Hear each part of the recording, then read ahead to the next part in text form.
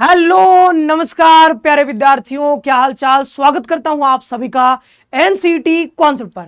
तो अगर आपने भी एनसीटी 2026 का एग्जामिनेशन दिया है और एनसीटी के थ्रू आईआईटी से आईटीपी का कोर्स कंप्लीट करना चाहते हो, तो आज मैं बताने वाला हूं कि अलग अलग आईआईटीज का कितना कट ऑफ रह सकता है 2026 के लिए, चाहे वो आईआईटी खड़गपुर हो, आईआईटी भुवनेश्वर हो, आईआईटी रोपर हो, आईआईटी जोधपुर, आईआईटी धनबाद। तो ये 5 आईआईटीज आपको पता है कि यहाँ पर आईटीपी का कोर्स कंडक्ट करवाया जाता है। 4 साल का कोर्स होता है, आपको पता ही है। ठीक है, तो आगे बढ़ते हैं। यहाँ पर हम कैटेगरी वाइज भी बताएंगे आपको एक्सपेक्टेड कट ऑफ कितना हो सकता है और अलग अलग आईआईटी वाइज भी बताएंगे। ओके, आगे बढ़ते हैं, वीडियो को आगे बढ़ाते हैं। लेकिन वीडियो में अगर आप हमारे चैनल पर नए आए हो तो चैनल को सब्सक्राइब कर लेना, बेल नोटिफिकेशन प्रेस कर लेना, क्योंकि यहाँ पर एनसीटी से रिलेटेड हर एक अपडेट आपको दिया जाएगा। पढ़ाई के दौरान हम लोग थे ही आपके साथ, मतलब तैयारी के दौरान, तैयारी के बाद भी साथ देंगे, मतलब एडमिशन तक पूरा साथ हमारा रहेगा। और इसी चैनल के माध्यम से हम जो है पूरे चीजों को यहाँ पर आपको गाइड करते रहेंगे पूरे एडमिशन तक। ठीक है, तो ये जो है, ये देखो यहाँ पर ये सब कोर्सेज के बारे में है। ये तो पुराने वाले कोर्सेज है। ठीक है, ओके, इसको आगे बढ़ाते हैं, आगे देखते हैं।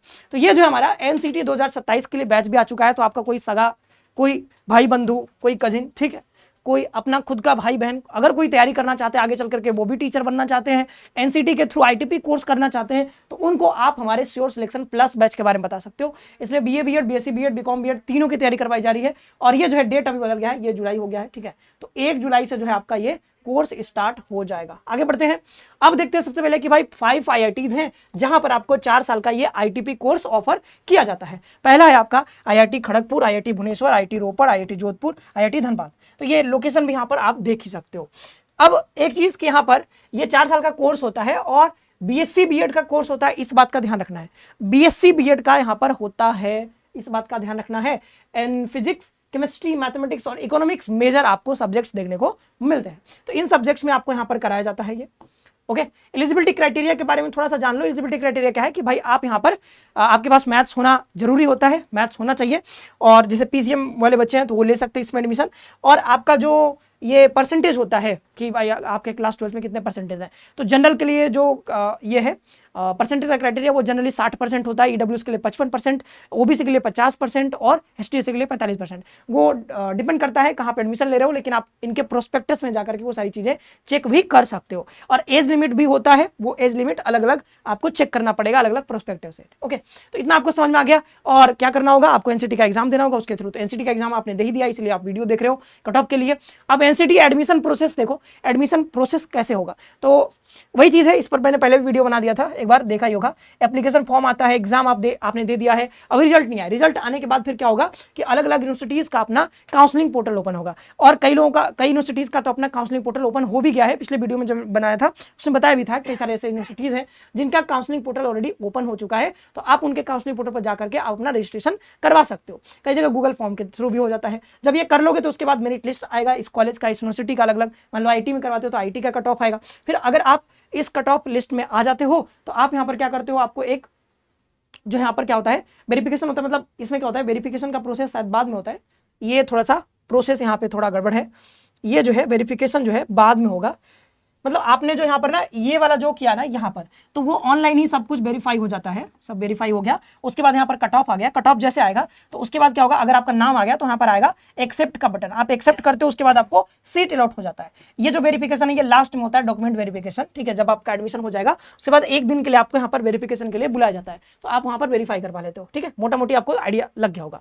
अब देखते हैं भाई कट ऑफ के ऊपर आ जाइए सर, कट ऑफ के ऊपर वीडियो बनाते। ठीक है, तो ये वीडियो कट ऑफ के ऊपर ही है, तो सीधा सीधा हम कट ऑफ के ऊपर सीधा बात कर लेते। देखो आईआईटी खड़गपुर की अगर बात करते हैं तो जनरल का कट ऑफ जो रह सकता है वो आपको पता है कि टोटल जो है आपका 180 क्वेश्चन। ठीक है, 180 क्वेश्चन होते हैं, आपको पता ही है। 181 क्वेश्चन, उसमें से आपको 160 बनाने होते हैं। एक क्वेश्चन 4 नंबर का, तो ये 640 का आपका यहां पर पेपर होता है, 640 का। तो 640 में से अगर किसी के 400 प्लस आ रहे हैं तो वो लगभग सेफ जोन में है, आईआईटी खड़गपुर में उसको एडमिशन मिल रहा है। ओबीसी के लिए 380 नंबर प्लस, एससी एसटी के लिए 340, पीडब्ल्यूडी के लिए जो है यहाँ पर 300 प्लस। बात समझ में आ गया। फिर बात करते हैं आईआईटी भुवनेश्वर की, तो ये यहाँ पर भी 400, मतलब जनरली देखो कि आईआईटीज में जाने के लिए अगर आप जनरल कैटेगरी ईडब्ल्यूएस कैटेगरी से हो, 400 प्लस के आसपास नंबर आ रहा है तो आप बहुत आराम से यहाँ पर एडमिशन पा जाओगे। ओके, वही चीज यहाँ पर देखो सब जगह सेम ही है।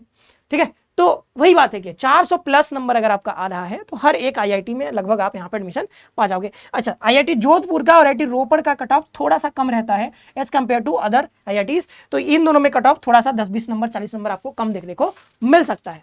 और यहाँ पे उसी तरीके से 360 नंबर अगर आप ओबीसी ईडब्ल्यू से हो और 340 नंबर अगर आप यहाँ पर आईआईटी जोधपुर में जाना चाहते हो ओबीसी ईडब्ल्यू कैटेगरी से हो। तो ये जो है पूरा हमने आपको आइडिया दे दिया है कट ऑफ के बारे में। अच्छा, कट ऑफ जो होता है कैटेगरी वाइज जो है आपने देख लिया कि ये कैटेगरी वाइज कट ऑफ आपका वेरी करता है।